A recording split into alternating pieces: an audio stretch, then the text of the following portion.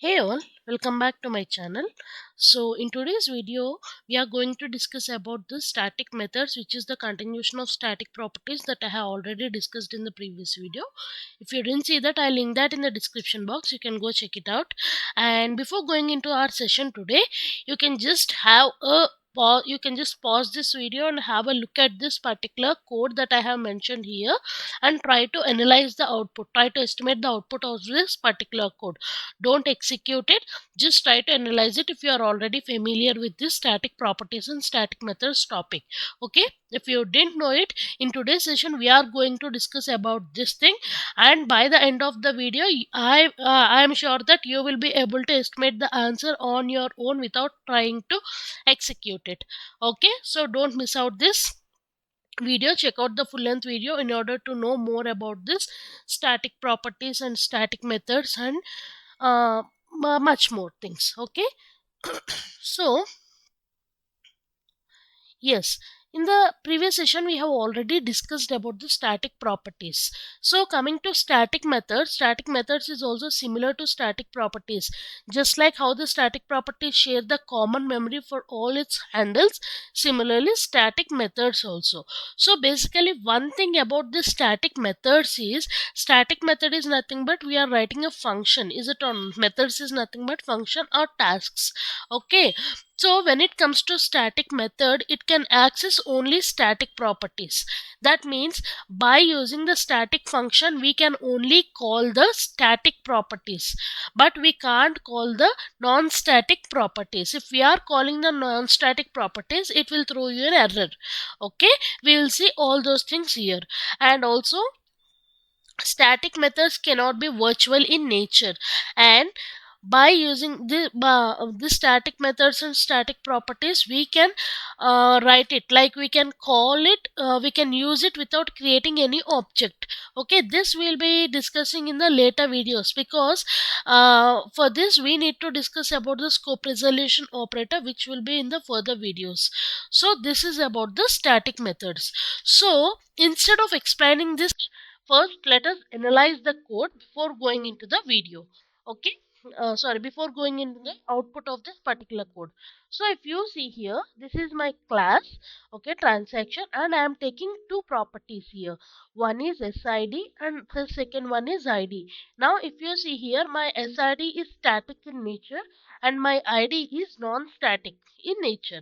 Okay, now if you see here, I am writing a static method here. Now these are my two properties, where one property is static in nature and I am writing two methods. If you see here, this is my one method. Okay, this is my second one. Now if you see here, my first method is static in nature. So within the static function, what I am writing, my static function name is incrsid. Okay, so within this, if you see here, I have called only sid plus plus. I didn't call the id plus plus. Why? Because it is an illegal access. As I told you, when you are calling with a static function, you should call only static properties. But when you are calling a non-static properties, it will throw you an error. Let us see this. Like if you first let us call both things at once. Okay, so I'm calling with static function. I'm calling both static and non-static properties. Now what happens? Let us run this code in order to see how this works out. Cannot access non-static members. Is it visible for you? Yes. Cannot access non-static class member ID from the static method without specifying the class object. Okay. So this is how it will be throwing you error when you are calling a non-static object with a static properties. Right? Now I'll just comment this particular thing, and if you see the second one, this is the function without static keyword. So we can estimate that this is the non-static function. So this non-static function can call the static properties also. There is no rule that they don't, we can't call it a static property. But the one thing is, when you are using a static method, you should only access static properties. You shouldn't access any non-static properties. Okay, right? Now coming to function void incird. So from this I am calling both things like sid plus plus id. I am incrementing both the properties, okay, both the variables sid plus plus id plus plus, and within the static function I have only ability to increment only sid plus plus. Okay, so this is my class, that's it. Okay, so my class consists of two properties and two methods. Now from the module, I am taking calling the class by taking the handles. Now if you see here, my transaction which consists of 5 handles tr5. Okay, and again along with this, I am taking one more extra handle which is tr new. Okay, so finally my transaction consists of 6 handles. Okay, so initial begin for each tr of I am creating the memory for all these 5 handles. Okay, for each tr of I equal to new. Now what I'm doing, I am calling from every handle, I am calling this incrsid. So what is this incrsid? I am calling this particular function incrsid, okay, with every of my handle, right? And I want to display everything on the particular thing. Okay, and then after calling this particular handle, okay, now if you see here for each of tr of I, so that is why it will be looping for 5 times, okay, from 1 to 5, right? And then after completing of all these things, what I'm doing here, now I'm resetting the sid value. If you see here, I have already called the value for 5 times, so it is incremented for 5 times. So after incrementing for 5 times, I am resetting the value for again 0. Okay, tr0 of sid. That means what is there in the tr0th position of sid, that is resetted to 0. And again after resetting it to 0, again I am calling for each tr of I. Okay, I am calling this tr of I incrid. That means I am calling this function but not this function. Got my point? Yes.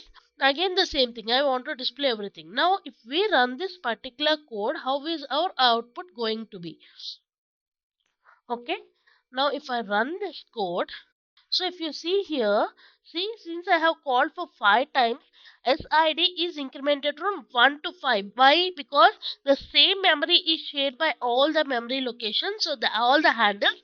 So that is why TR of SID of 0, from SID of 0 value from 1 to 5 it is incremented. But ID is non-static in nature, so that is why it is having different memory locations. So within all memory locations, since I didn't why here the value is 0. Now if you see here, first time I am calling static function, is it or not? So within static function I didn't use as id plus plus. Okay, so that is why it is resetted to 0 itself. Okay, there is no increment, at least there is no one value increment also in id plus plus, right? This is the thing for first function calling. Now if you see the second function, okay, again sid value is 1. Why again sid value is 1? Because I have resetted the sid value to 0. After resetting the value to 0, again I am using the loop in order to call my incrid function. Okay, if I am not using this, that means if you see here, if I am not resetting this value to 0, now what happens? If you see here the output, yes, see, it is 6789A. Why? Because it is already 5 in the previous thing, and since it is not resetted to 0, so again the same memory is located by the non-static function also. Okay, so that is how. So in order to avoid it, if I wanted to reset it, and again if I want the fresh values, I can do it by resetting this value to 0, right? And now if you see here, the output of id is 1 for all values. Why it is 1? Because in the second function, if you see here, I have id plus plus, which is increment of id. Now you know that id is non-static in nature, so it is having 5 different locations. So for each of I, every value will be resetted from 0 to 1, 0 to 1. So in that way, 5 different locations are having 5 different 1 values. Okay, hope you got idea on this particular thing. If you don't get the idea, you can, if you're maybe you didn't watch the previous session on static properties, Okay, if you watch that video, you will get a clear idea on what I am talking about. I link that in the description box. You can go there and check it out. Right? So this is how this thing is done. Hope you are clear about the static methods. Okay, so in static methods, the only thing you have to remember is that you should only access the static properties. Static method can only access static properties and it can't access any non-static properties, right? So this is another example. You can just pause this video and analyze this. Okay, in the previous session I have told you, like without creating the object also we can use the static properties and methods, like by using this particular concept called scope resolution operator. So this is the symbol of the scope resolution operator, if you see. Okay, so by using this you can do that. Okay, we'll discuss that in the next session, right?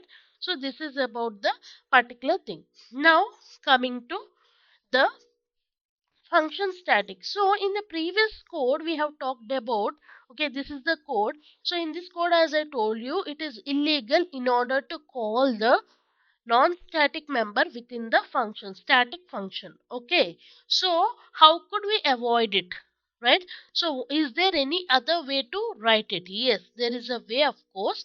So that is by calling the function static keyword. Okay, function static is nothing but it is already a inbuilt method. Okay, it is just like automatic function. Okay, we are having two kinds of functions, like static functions and automatic functions, is it or not? So this is how basically it is just like an automatic function, right? It is already inbuilt. So by calling this function static method, we can use the static variable, non-static variable within the static function. So how is this going to happen means, if you see here in the same code, let us see in the same code. Okay, if you see here, this is the same code that we have already discussed. Now the only thing is here, we are keeping the id plus plus, we are getting a error, is it or not? You have already seen that how we are getting the error. Now what I am doing is here, I will just change this static function into function static. Okay, and I'll just comment it and I'll run it. Now if you see that sorry, I'll do this also. Okay, just a second. So if you see here, what I have done, I am using both static property and non-static property within the static function. But the only thing that I have done here is I have done function static instead of static function. Now if you see my output, see, ID is also accessed within the INCR SID. So this is my INCR SID. So this is actually a static function. So it can't access the non-static properties according to the thing that we have discussed before. So in order to avoid it, like in order to make the properties within that function, that because only it is limited to that particular function. That means even though we have already declared it as a non-static property within the class, but in order to change the property mode, like in order to change it from non-static property to static property, we can do that by using the function static keyword. Okay, this function static is nothing but it is just like an automatic function. Okay, so what it will do when you are calling the function static, it is already inbuilt method. Okay, when we are calling this function static, what happens means whatever properties that you are mentioning within this function static, they will automatically be static in nature. Okay, by default they will be static in nature even though you're not mentioning it as static before.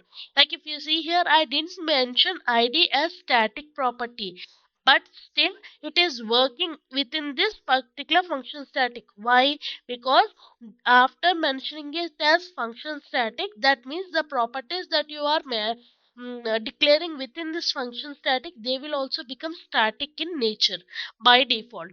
So this is why basically you can access those things within this function static keyword. Okay, hope you got an idea on what is about this function static. Okay, so basically that is the difference. Like in many interviews I have seen so many of interviewers asking this question: what is the difference between static function and function static? Okay, so basically static function means you are that method, that particular function or method, function is nothing but method, right? That particular method is static in nature and it can only call the static properties. Okay, but when it comes to function static is nothing but the, if you see here, the properties that you are mentioning within that function are static in nature. Okay, so even though you are not mentioning it as static before, but by default, when you are mentioning it with function static, they will be automatically static in nature. Right? This is the difference between function static and static function. Hope you got an idea on what is this, right? Now, this is what I have asked you the question before. Like in the previous question, I have already asked you. Okay. Uh, Maybe I have missed it out, but that is the question. I think you can go to the starting of the question and you can just take the view of that particular thing and just try to analyze the output of it. Now, tell me whether that function is particularly static in nature. What is the output of that particular example, right? So now coming to the next important concept, which is this keyword. Okay, so this keyword is nothing but it is already inbuilt within the system Verilog. It is already predefined class. Okay, handle. So why do we use this keyword is basically, right, if you see the example here, this is my class. Here I am using two properties A and B. Now, within the function, within the method that I am writing within the class, okay, I may use the same properties. Okay, like the names of the two variables are same here, like data AB, now data AB. Now, if you are assigning this particular value into this, now the compiler gets confused which A belongs to, whether this A belongs to this function or whether this A belongs to this particular property. Okay, so in order to get rid of this confusion, we will be using the this keyword. This keyword is nothing but it is predefined in nature. It is predefined class handle, which will be referring to the object from which it is used. Okay, it will be referring to the class from which it is used. So by using this, it is mentioning, okay, I belong to this particular class property. I belong to, because since I have told you, you will be writing a complex you will be designing, verifying the complex circuits. So when you are defining the complex circuits, right, you should use many classes. Okay, sometimes you will be using inheritance properties of the class, and sometimes you will be using um abstraction properties of the class. So in this way you will be using many properties of the class. So in such cases, sometimes the compiler gets confused to which class properties you are referring to. Okay, to which class it is referring to in which function you are referring to which class. So that is why, in order to avoid all these things, we have used this keyword. Okay, so what is the use of this keyword? Like for example, let me see this. Let me give you one small example here. Okay, have you seen the code here? Here, this is my transaction. I'm using two properties, data and ID. Okay, now within the same function, you can use different names or you can use same names. For example, if I'm using the same name, okay, like data and ID. Now what happens here? The system will get confused. This data belongs to either this function or this class. Either it is a property or it is the argument within the method. So now if you run this, I have already run this. If you see the output of this particular thing, yes, see, data is 0, ID is 0. But according to my code here, I have already initialized values like 5 and 1 within my function. But still, even though I have initialized 5 and 1, since it is confused like which data belongs to which method or which class, so that is why it is just giving you the value like 0 and 0. Okay, for example, now if you are using this keyword here, okay, like if you see here, this dot data, this dot id. Okay, now I'm writing this dot data and this dot id, and let me run the code for you. Okay, see the data value of data is 5 and 1. Okay, now what is the actual this keyword is doing here? So this is the code that we are referring to. We have already seen the output, that is 0 and 0. Now if you see here the same example, when you are using this keyword, okay, this dot id, this dot, now if you the value is 5 and id is 1. Now this data means nothing but this refers to that this data belongs to the property of this class transaction. That is the meaning of this data. Okay, this data belongs to this particular thing. Okay, so this is how this means, that refers to that data belongs to that particular property, that particular class. Okay, so in this class that we are saying, so basically we'll be using only this for only in case of constructor functions basically. Okay, that means for every class you will be writing the constructor function. So that is why when you are using this, then it will mention, it will think that okay, so this particular variable belongs to this particular class, which is named as transaction. So in the same way, this particular id belongs to this particular class. So this is how it will be considering, and then it will be throwing you the output, right? And one more thing in this particular this keyword is, you can't use this keyword for static functions. Okay, that is one important thing, because it is only made for the things for non-static properties. But when you want to use it as static functions, okay, you can't use this data here, right? If you see here, this data, this dot data, this dot id, when you are using this within the static function, it will throw you an error, right? So let us see here. Now the same thing here, what I am doing is, instead of this, I am just placing as static. Okay, and now I'm running the code. See, keyword this cannot be used, can be used inside non-static methods only. It can't be used inside the static methods. Okay, now this the question that I have asked you in the starting of the class, like function static instead of static function, if I am running this output, what will be the output? I don't show you the output now. Try to analyze the output. Okay, if you get the answer, you can comment me in the comment box. Okay, even though I'll answer you which if your correct answer, I'll just give a shout out of your name and your answer also.